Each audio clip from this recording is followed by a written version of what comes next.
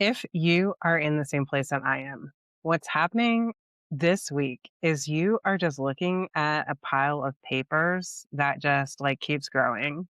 You have made a to-do list of what you need to grade, and you're kind of looking forward in the calendar and noticing that you just do not have a lot of breaks. Depending on where you are in the country or the world, you may be like just starting your second semester, or maybe like me, you're finishing up your second quarter. So I'm feeling a little bit of a crunch to get those second quarter grades done and also to move into the second semester. But January is weird, right? So we started out January with trying to start slowly, ease our students in, and also build some momentum, right? And then I'll just tell you what happened to me. So last Sunday, I come home really early in the morning from a track meet that was like an away track meet on Saturday where I had been coaching. And my son had a really terrible eczema flare up. So I actually spent the entire week last week caring for him. So going to the doctor, just helping him to not feel so terrible. He didn't go to school. We just spent the whole time together. So I also did not go to school for the most part. So my students produced work while I was at home. Luckily for me, the plan was already that they were working on presentations. So they didn't add some additional work. But I also didn't have the time that I thought I would in order to grade those papers because I didn't have any of the planning of the week. And I also didn't have the time that they were working that I would have been able to work on their work. So, anyway, it's kind of a game of catch up and move forward and kind of trying to hit the right pace. And I think what happens often in January is we are, start slow. We try to pick up the pace to kind of even it out. And then we have work that just piles up kind of quickly, right? Because the calendar catches up. And then we go into February where we don't really have a break until, if you're here in the United States, until President's Day, so later in February. And it's hard, right? You and now we're kind of looking forward and being like, "Oh my gosh, like there's not going to be a break until much much later." And January into February is such a slog. So we have that one Monday off and then basically nothing. So we don't really have a break until spring break. And maybe like me, you've also had disruptions on top of it, like being out for a week. And right now, we had this historic snowstorm. So it looks like we definitely won't be going to school tomorrow, but maybe not other days in the week. And then our quarter ends. So it's just been like a really weird time for just trying to build momentum. Regardless, like all of these things together means that the plan that I made in December is not really the plan anymore because things happen, right? So I'm sitting here thinking, how do I move forward without burying myself? And how do I bring my students back together after all this disruption and not create a pile I'll never get through? So that's what I'm working on this week. This is the Anti-Burnout PLC. I'm Danielle. Every week you show up, we work through something together, you leave with a plan, you bring your week, I bring mine, and we figure it out. Okay, so if you're in the same place right now where you're staring at a long stretch and wondering how you're going to get through it without drowning in the grading, what we're going to do is work through that together. And by the end, you'll have a discussion structure that does the work for you. That's the plan. Learning what happens in the room and not in your pile at home. So that is going to be the solution that we work through here. So grab your calendar and whatever you're teaching in the next few weeks, and we're going to figure out where this fits. Last time we talked about Jigsaw-esque structures. We talked about small group and individual accountability. And today we're going to take that further and talk about how small groups can feed into the larger groups, like that full flow. But first, I have a question for you. How many things can you actually respond to meaningfully between now and spring break?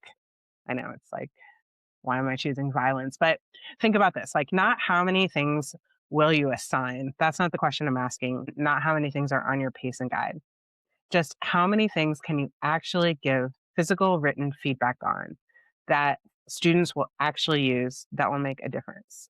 Just look at your calendar, figure out how much time you have. You can pause me if you need to work that out, but think about how much do you, between now and spring break or your next long break, whatever that is, how much time do you have to give feedback? So be really honest with yourself. That number is probably smaller than your current plan assumes. Because, like, look, I don't think that this is a failure at all. It's just reality because there are only so many hours, right? There's only so much of you. So the question quickly becomes, if I can only meaningfully respond to X things, and I only have X amount of hours or minutes, what happens to everything else? Does it just not get feedback, or do I design differently? I think design differently is definitely the answer.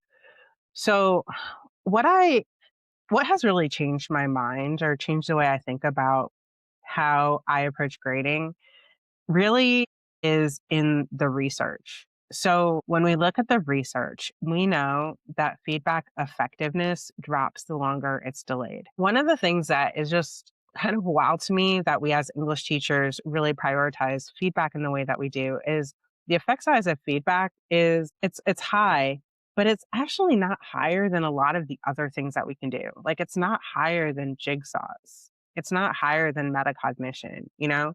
So there are things that we can do that actually have a stronger return than the feedback itself. But where we spend most of our time is on feedback. If we just think about like what do we do with our time? Are we grading? Are we, going to meetings? Are we planning? And I know a lot of the teachers that I talk to, they spend a lot of time on the feedback itself. So I think saying that feedback effectiveness drops the longer it's delayed isn't controversial at all. It's well established. It's based on the real research. And if you're buried and your feedback arrives like 2 weeks later, which it often does because it has to, right? Like we are human, so we can only give feedback so fast. So at that point, students have moved on. And the way that we design our units, we make them move on. So it's not like we give them a draft and then we give them 2 weeks of feedback, or we give them feedback and then ask them to come back to it. And that's what we grade.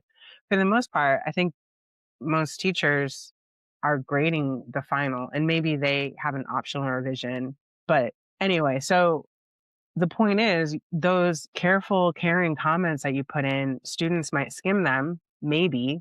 Maybe they just immediately resolve them and then forget about them.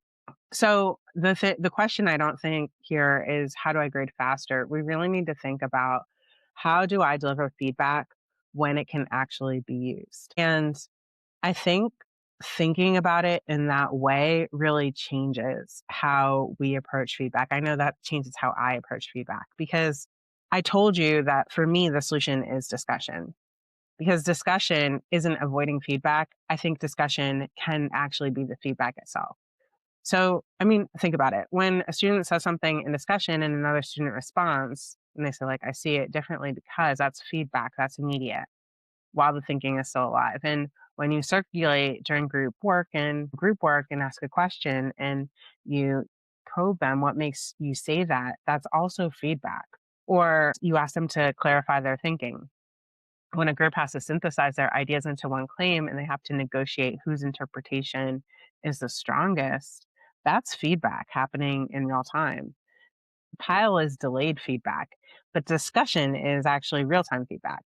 So if your capacity for responding to written work is limited, and it is for all of us, then the move is to design more learning into the discussion and more feedback that happens in the room. Okay, so how do you actually do that, right? So last time we talked about the jigsaw-esque structure where we have an individual response and they use that to go into the group and then they take that group discussion and then prove that they were actually paying attention as an individual reflection or assignment. So everyone comes with something, the group synthesizes, and then there's that individual accountability at the end. And today, I think the natural next step is to extend that because that small group work can feed into large group discussion. And large group, really, I think large group is where a lot of us struggle because, like, the problem, right? You open it up to the whole class and you have the same five kids talk, and then everyone else checks out, and it doesn't feel like real learning. It's like a performance for the few kids who like to talk, or you're just having like a private conversation while everybody else like zones out. I admit that I don't always do this effectively, but when I do, what makes it work is having accountability built into that large group too, and really having structures that make it really difficult for students to hide. So, here's what this looks like. I'll give you a couple of my best strategies for you to steal or adapt. Okay, so the first thing that I really like to do is have paired decks. So I wouldn't say actually that I'm a big ed tech person. I have, and I think that's partly because I've tried a lot of things and just decided that most of what is fed to us doesn't really feed, most of it doesn't feed the classroom in ways that are really helpful. But Pear Deck, I really love because it's made, I think, with teachers in real classrooms in mind. You can get real-time feedback from all of your students. You know who is on the ball and who's not. You can give that direct feedback to students without calling them out. You can just kind of ping them through the Pear Deck on the back end, and before you open up the room, everyone responds individually. You can see who those people are. You can even cold call people knowing that they have something to say. And you also know what the conversation is in the room. So you don't have someone saying, I was going to say that, because they've already committed to an answer. I also really love that you can just anonymously put up the conversation and have people react to it, or you can, um, present their ideas for people that are like uncomfortable, so you can validate their ideas without having to have them actually say it out loud. And of course, it depends on where your class is, what you're working on with your individual students, what approach you use. But I really love Pear Deck and being able to um, see what every single student in my class has to say. And it's really simple, just having a slide with a question. You can either do it on the fly and have them respond. I think it works great. Another thing that I really love to do is, and you may have heard me talk about this before, but having a wing person. So the way that this works is when you're having a discussion, you could even do this, honestly. I was just think I it just came to me. I usually do this in a fishbowl conversation where you have one group together talking and then they have a wing person that's supporting them. This is a person who's like tracking the discussion, ready to like whisper to them, just be encouraging. I like stop periodically and that pair talks together to just be like, okay, here's what you can talk about. Here's how you can jump in the discussion. But something that I was just thinking is it doesn't need to even be as elaborate as a fishbowl. You could just have like ones and twos, and it would be like, all right, now the ones are going to talk, and the twos will be silent, where like all the ones are kind of on, and the twos can be helping them to have a conversation. But I love this because it makes the classroom more collaborative. When you speak, you know you have someone that's rooting for you and paying attention to you and could even like validate your idea before you say it. Sometimes students will be like, "Oh, I'm thinking about saying this. Is that good?" And they're like, "Oh, yeah, yeah, say that." So you have backup from someone who knows your material and can even tell you like, "Hey, remember you said that? Like say that now." And it gives the classroom a different dynamic. So it's almost like us as a pair weren't in it together, are, going to get you talking and it's going to be fine. Another strategy that I love is thinking about, like, we just did that jigsaw esque kind of discussion. Let's say we did a more traditional jigsaw. So we have an expert group and they feed the whole class synthesis. In this case, small groups become experts on different content. And then the large group discussion requires all perspectives to see the full picture. So you can't understand the whole thing unless you listen to everyone. That accountability is structural. You're not like chasing those participation points or begging kids to talk. You've kind of designed it so that they need each other. I'll show you an example of what this looks like in my classroom next week or this week. This is what's happening. So I'm in my romantic authors unit, which you know from watching last week. Before I was out, my students were working on presentations for Keats. So I had four groups. each group had a poem contemporary song pair. So we had Bright Star with Hosier's work song, Ode to a Nightingale, paired with Florence and the Machine's Shake It Out. When I Have Fears with Gary Jules' song Mad World, and Ode on a Grecian Urn with Eminem's song with Beyonce, Walk on Water. So what happened was each group taught their poem to the class, had a little bit more to it. They had to find a modern story to use as the backbone of their presentation and then make connections to the poem and also the song through their story. So what happened is now each group has deep knowledge of one poem, their own, right? And they have surface knowledge of the other three from watching the presentations. And that's the jigsaw structure, right? Individual expertise feeding whole class understanding. So what I had them do after this is write a reflection. They had to connect their presentation to what they saw from other groups and notice patterns across all four poems. And I know because I designed it this way that they should be able to find some patterns across all four poems. Some have more synergy than others, but I mean, Keats wrote these all in the same year. So he was having the same kind of thoughts about mortality. So what they can talk about is how does their poem connect to what they heard? And I'm really asking them to talk within the presentations, and they shouldn't be looking anything up. There shouldn't be anything that I hear that didn't come out of those presentations. So that's the individual accountability piece. They have to process what they learned. Now I'm coming back after disruption, right? We're definitely having at least one snow day. We just had my absence and the unit got just interrupted. So I'm going to need to bring them back together to synthesize and move forward. And I already told them that they can expect to have a conversation coming out of this. So I'll start with paired deck conversations and ask them to look at patterns and what they see Keats wrestling with. So everyone will have to commit before we open up the room. And then I can see where people are, see who's ready, see who's not. And then we'll have a large group discussion with those wing people. So what I'm going to do is have a wing person from their own presentation group. So that person really knows the same poem deeply. And then when you speak in the large group, you're not alone. You have your wing person as backup to help you and be in your corner because they know what you know. And then we'll have a discussion and have I'll ask them to think across all four poems. So asking about patterns, what Keats trying to do, how those songs reveal the same tensions. And this will be, I'm hoping, something that the class puts together, that they come up with a thesis about what Keats is doing. So the feedback happens in the room. I can hear their thinking, they hear each other, they push back, they build, they connect.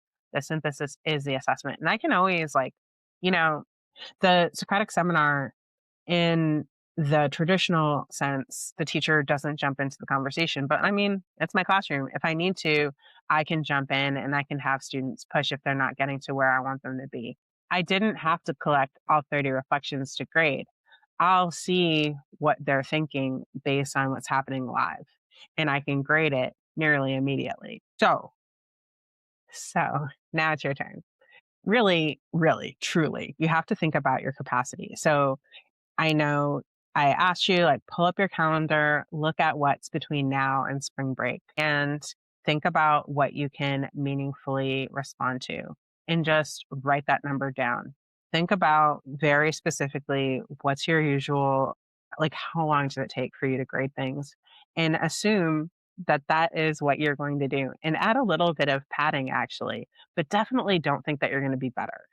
That is the trap, thinking that you're going to do better than you did last time and planning that way. Plan that you're going to be worse. Plan that you're going to have some kind of disruption and you're going to need a little bit of extra time. So now look at what you're planning to assign and what that is going to take you to grade. Is there a gap? If there is, and there probably is because human nature, think about something you're teaching in the next few weeks where you can make discussion the feedback that you would have given written. And then map the flow. So, what do they come with? Maybe an annotation, a response, a reflection, expert knowledge from a jigsaw. think about the synthesis. What are they building together that they couldn't build alone? And then the large group, what's the accountability? Maybe it's paired act, like I love, so everyone commits. Maybe you want to use that wing people structure so no one's alone. Maybe you want to use expert groups so that you're having them work through some different ideas where they have to lean on other people in their class. But design at least one discussion where the feedback happens in the room. And really, the trick is that you can use this multiple times. And it doesn't even need to be graded, right? Like you can give feedback that is immediate, that helps students to move forward. And it does not have to be a grade. That could be. So that's the move for this week, to really think about your limits, what you have going forward, and design within them. Like, don't think that you're going to be a different person because you want to be. Think about who you are right now and what your capacity is and design that way. I know it's like crazy, but that's the way. And being comfortable with the idea that discussion isn't avoiding the work, it's doing the work in real time where it actually matters and students can really use it.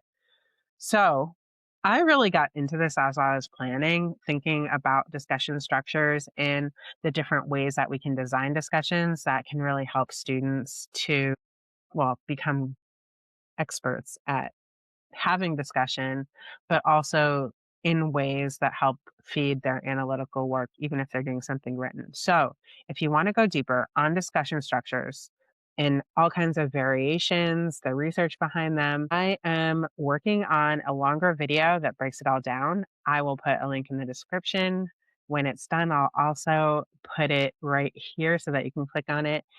So that's it for this week. I'll see you next week for PLC. Have a great week.